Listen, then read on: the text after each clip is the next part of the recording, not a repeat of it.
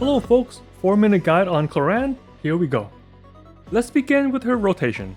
Start with E to get into her buff state, shoot 3 times to max Bond of Life, then E again to cash out. Now repeat until her buff is gone, which is 5 times with no mistakes. Once back to normal, use her burst, which gives her more Bond of Life, and then for her second rotation it starts a little differently.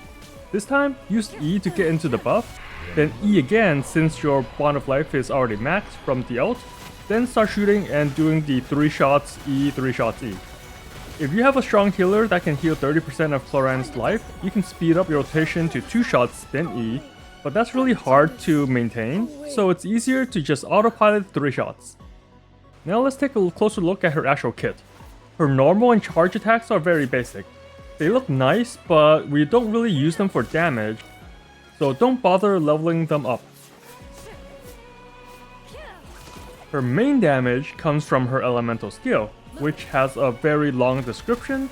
To keep it simple, pushing E will put her into the gunner mode buff state, left clicking in this mode will have her shoot, and pushing her skill again will use her sword attack.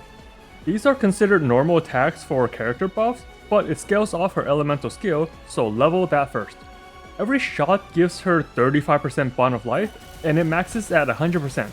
So your rotation is shooting 3 times to max Bond of Life, then using E to cash out that Bond of Life, then repeat. Her burst looks really fancy, but it's very simple. It does damage multiple times and give her Bond of Life. For her weapons, the best one is obviously her signature Absolution. It gives a ton of crit damage, and since Clorinde is constantly moving her Bond of Life, she gets even more damage. Her best free-to-play weapon is Finale of the Deep, no contest. It adds a bunch of attack, and Clorinde makes use of every point as long as it's under 3000. And here's what the theory crafters and spreadsheeters rate her other weapons. Most of the 5-star stat sticks are good picks. The main thing to concern about when picking a weapon is to not overcap her crit rate.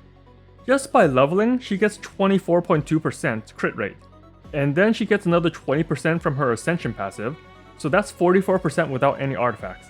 And speaking of artifacts, her best sets are 4-piece Whimsy or 4-piece Thundering Fury. Both are similar in damage, so use the one with better substats. And if you are still farming for these sets, there are a lot of alternatives. 4-piece Maréchaussée, Gladiator, or Shimenawa are good picks, or just go with 2-piece. And for teams, her best ones are Quicken or Quick Bloom. Quick Bloom is essentially a Hyper Bloom team, but you apply Hydro at a slower rate to maintain the Quicken aura.